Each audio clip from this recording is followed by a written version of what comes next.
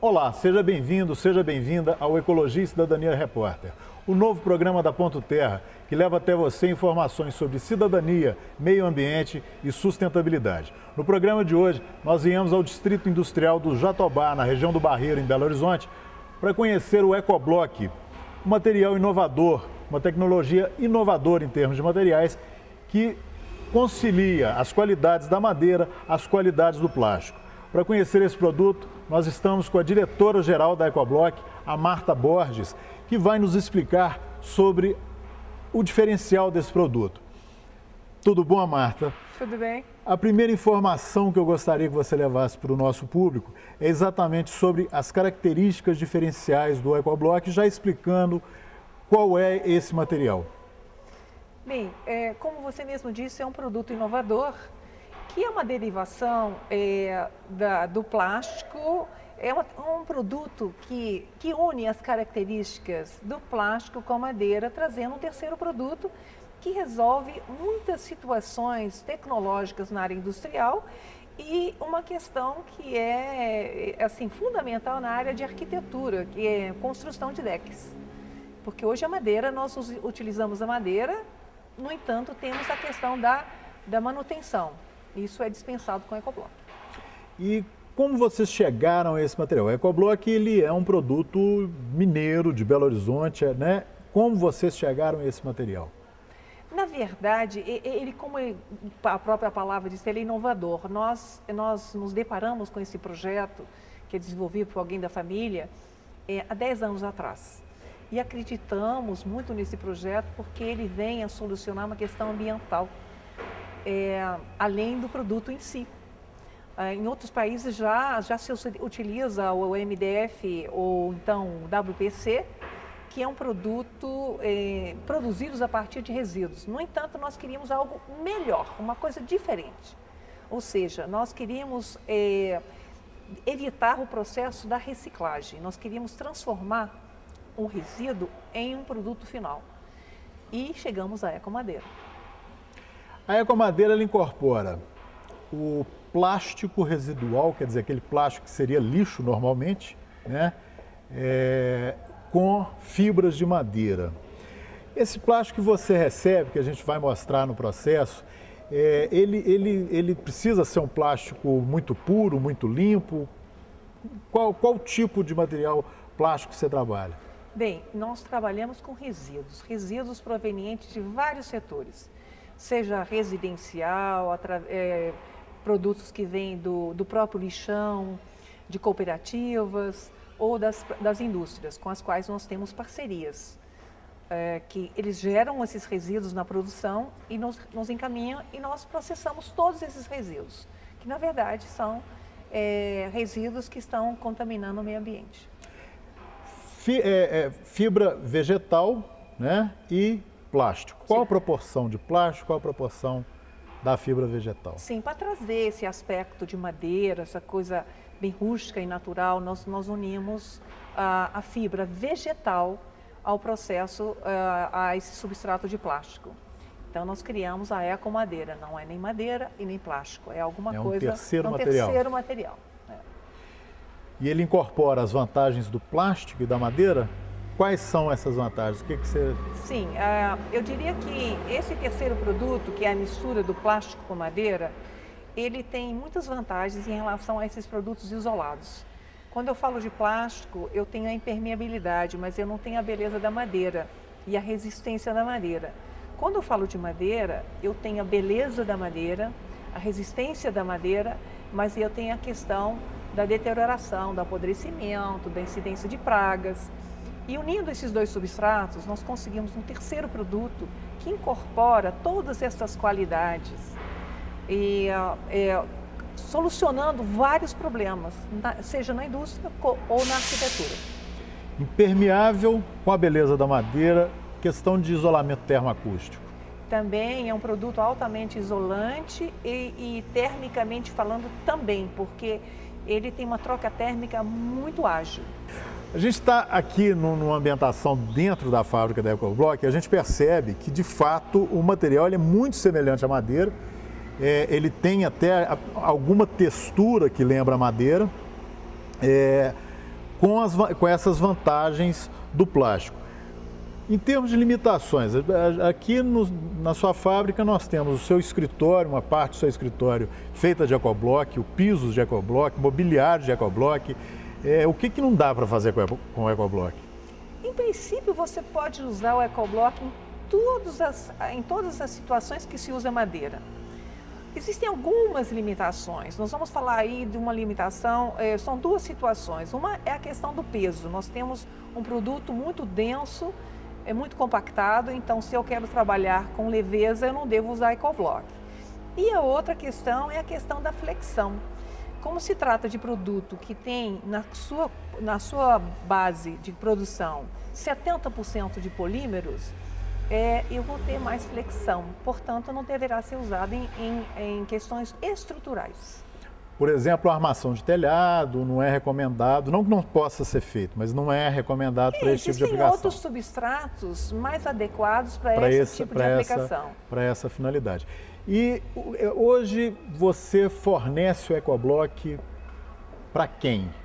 Basicamente, quais são os seus clientes? Você estava me falando, tem uns bancos muito bonitos ali, parece que você está entregando para Búzios. Búzios vai ter os bancos com ecoblock. Os nossos parceiros, vamos dizer assim, são os arquitetos que especificam o nosso produto para o cliente final, porque o nosso objetivo é não criar cadeias para evitar a oneração do produto. Então, nós fornecemos diretamente ao cliente final e este cliente final chega através da especificação dos arquitetos e dos engenheiros. Felizmente, existem vários setores que estão sensíveis a esse tipo de utilização de produto. Uhum.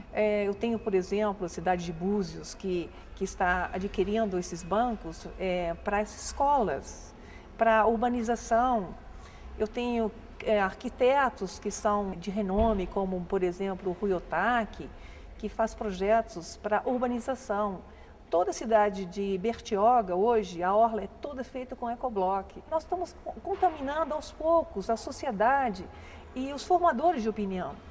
É o que nós queremos agora, gostaríamos que também os órgãos federais, estaduais, os órgãos governamentais especificassem este produto para dar sua contribuição à sociedade e ao meio ambiente. Existe uma indústria de laticínios que está adquirindo um pallet que tem umas vantagens específicas de resistência? De fato. Existem empresas, normalmente são empresas com um certo porte, que podem se dar ao luxo de comprar um pallet durável e que tem, de fato, um valor agregado maior para atender a todas as questões fitossanitárias. Então, existem grandes empresas que utilizam, de fato, um pallet de ecoblock que é impermeável, é fitossanitariamente correto. O caso da madeira não pode ser utilizado na indústria alimentícia, porque ela é né? permeável e hoje existem leis que proíbem a utilização de madeira onde se produz alimentos. O plástico ele tem baixa resistência mecânica e o ecoblock ele tem maior resistência mecânica, quer dizer, ele quebra menos? Sim, o fato de unirmos as fibras aos polímeros, nós conseguimos não só obter a impermeabilidade, mas também a resistência mecânica, quando nós usamos as fibras que são parte constituinte da madeira. Fantástico. Uma outra questão que eu acho que é fundamental a gente pensar, que quando a gente fala de sustentabilidade, a gente pensa na questão social, na questão ambiental e na questão econômica, né? Não é possível imaginar sustentabilidade que não esteja sobre esse tripé. Do ponto de vista de custo do seu material, né? O preço dele, com relação à madeira, porque a gente está abordando muito preocupado com a questão ambiental, de se evitar o corte de madeira para a produção de mobiliário, etc. E outras aplicações. Mas existem aí as questões econômicas que devem ser consideradas. O seu material ele se insere de que maneira no mercado em termos de preço? Sim, olha, o nosso produto, de fato, o que você disse, nós teremos que ter esse tripé. E o ecoblock, o projeto ecoblock, ele tem essas três sustentações. O custo do material é muito relativo, é regional. Existem regiões em que a madeira é mais cara do que o ecoblock. Existem áreas em que e que o EcoBlock é mais caro, mas esse mais caro é muito relativo, porque quando se trata de um produto aplicado e a utilização, a não manutenção, em médio prazo, curto prazo inclusive, você recupera essa diferença no não custo de manutenção. Ele tem menos manutenção, então não se gasta com tinta, com verniz, etc. Exatamente. Apesar de que se a pessoa quiser pintar, se ela quiser fazer um acabamento, com pintura pode. Os acabamentos podem ser feitos tal qual se faz na madeira. Isso depende de cada cliente, do que ele objetiva alcançar. Entendi. Ele tem os mesmos princípios de acabamento que uma madeira pode receber, o EcoBlock pode receber. Exatamente, exatamente. Uma questão também importante é a questão da durabilidade do material, né? E você, para chegar nesse entendimento de durabilidade, quais foram os testes que você fez? Quem certificou? Nós temos várias certificações feitas por órgãos fidedignos, como, por exemplo, o CETEC, o IMA. Nós temos, na própria FUMEC, nós temos alguns testes, são testes elaborados comparando o EcoBlock e a madeira. O que nós podemos falar em termos de durabilidade ainda é muito subjetivo, porque nós nos baseamos na durabilidade do plástico. Quando ele está no meio ambiente, ele pode demorar 100 anos para se decompor. Imaginamos que o EcoBlock, por se tratar de 70% de polímeros, que ele, por estar compacto, que ele vai durar mais que 100 anos. A gente trabalhou bastante essa questão técnica da sustentabilidade, mas a pessoa que está nos assistindo, ela pode estar interessada em adquirir o EcoBlock para fazer uma reforma em casa, para fazer um piso, ou utilizar para um mobiliário. E qual a variedade de cores que é possível ter? Vamos que a pessoa não queira trabalhar com a pintura, que quer trabalhar com o EcoBlock na coloração original, como muitas vezes é utilizado na madeira. A pessoa utiliza madeira. Nós procuramos não agregar nenhum substrato virgem. A nossa ideia é trabalhar somente com produtos pós-uso. E objetivando isso, nós misturamos todas as contaminações de cores desses resíduos que nós utilizamos, que nos geram normalmente um produto final da cor cinza e suas variações. Quando buscamos uma outra cor que é muito procurada pelo mercado, que é a cor Cumaru, nós fizemos uma parceria... É o marrom. O marrom. Marrom mais fechado. Exato. Nós fizemos uma parceria com a Samarco, que nos ajudou a desenvolver, juntamente com professores da Universidade Federal, para que nós possamos usar a lama química, a lama de minério, como coloração. Que tem aquela coloração mais amarronzada.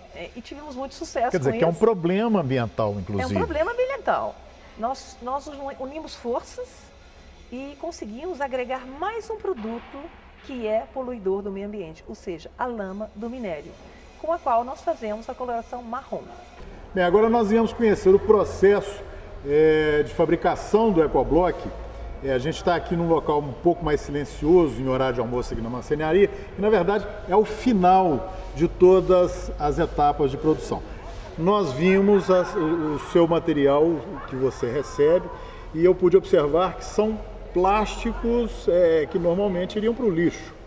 É verdade, nós recebemos muitos resíduos que vêm exatamente já do lixão, que são selecionados através dos catadores, que vão para os distribuidores e, por sua vez, nos entregam esse material. Existem outras fontes, como a própria indústria, que gera seus passivos ambientais. Existe, por exemplo, a indústria da fralda, que ela gera toneladas e toneladas de rejeitos na produção. E nós recebemos esse material, dentre outros. Recebemos também da indústria agropecuária e diversas fontes. São quantas toneladas você processa mensalmente aqui? Nós produzimos hoje 300 toneladas, mas temos uma capacidade instalada de 500 toneladas. Dá uma passada para a gente, para o nosso espectador, sobre todo o processo de produção do EcoBlock. Eu vou dar um exemplo simplificado, que eu sempre digo que é como se fazer uma massa de um bolo. Nós recebemos os resíduos, que são as sacolas e todas as diversas formas de resíduos pós-uso, eles são triturados. Daí ele passa para uma formulação, como se eu estivesse fazendo a formulação do bolo.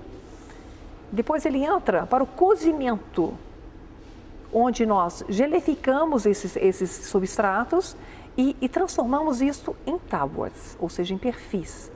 E esses perfis, portanto, eles vêm para essa etapa final, que seria uma espécie de acabamento.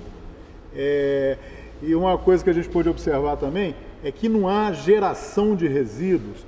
Nós temos um processo, ele evita qualquer tipo de geração de passivos, ou seja, zero geração de resíduos, zero utilização de água, zero utilização de químicos, enfim, nós não poluímos em absolutamente nada. Nenhuma emissão atmosférica. Nenhuma emissão atmosférica, todos os resíduos gerados no processo em si, ou seja, essas casquinhas, alguma coisa que não esteja dentro da qualificação que nós buscamos, isso tudo volta para o processo. Inclusive, os clientes que adquirem esse produto podem ter a liberdade de, pós-uso, por alguma razão, quiserem descartar, podem disponibilizar isso aqui na nossa empresa, que nós nos responsabilizamos pelo reprocesso e destinação adequada a esse resíduo. Porque isso é matéria-prima. Matéria-prima. Né? Quer dizer, mais uma vez, o que normalmente seria lixo, eu acho que esse é um dos grandes atrativos para a indústria moderna, é buscar exatamente não só a minimização da geração de resíduos. No caso aqui, a geração de resíduos não existe. Mas além da minimização da geração de resíduos, a gestão adequada desses resíduos para que eles se transformem também em matéria-prima para outros processos, né? Isso é perfeitamente possível, perfeitamente viável, e a Ecobloc, ela prova isso. Eu quero agradecer muito a sua atenção por ter nos recebido aqui. Foi de fato muito importante conhecer todo esse processo e conhecer o seu material, Marta. Eu que agradeço e espero que isso seja um estímulo para novos empreendedores, que todo projeto novo ele tem as suas dificuldades, mas é muito gratificante, gente. Fazer a diferença, a pequena diferença para outros projetos. Nós todos podemos fazer alguma coisa.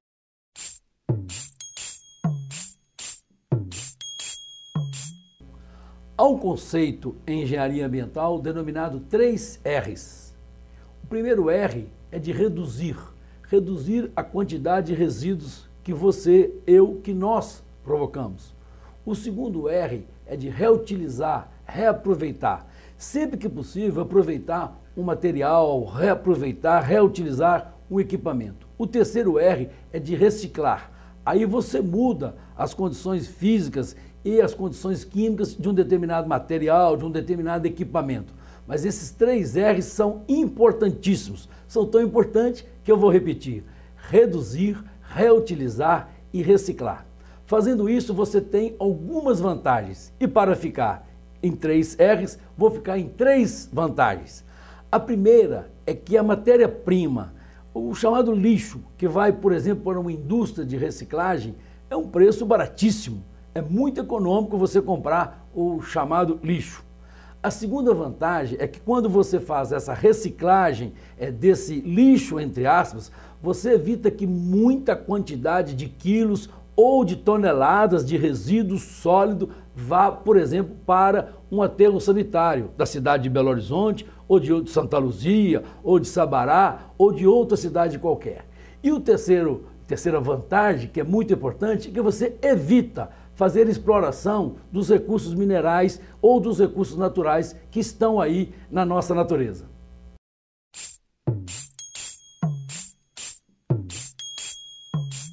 Com as imagens de Daniel Teixeira e a assistência de Ed Garcia, chegamos ao final da 3ª edição do Ecologia e Cidadania Repórter. Viemos conhecer um material inovador, a Ecomadeira, o Ecobloc, que está de acordo com os princípios da sustentabilidade, um dos assuntos que a Ponto Terra trabalhará no evento Cidade do Futuro, Inovação e Sustentabilidade, que será realizado no dia 28 de agosto na Universidade UFUMEC. Ao longo dos nossos próximos programas, nós vamos passar mais informações para você sobre o evento Cidade do Futuro, Inovação e Sustentabilidade. Eu conto com você no próximo programa Ecologia e Cidadania Repórter.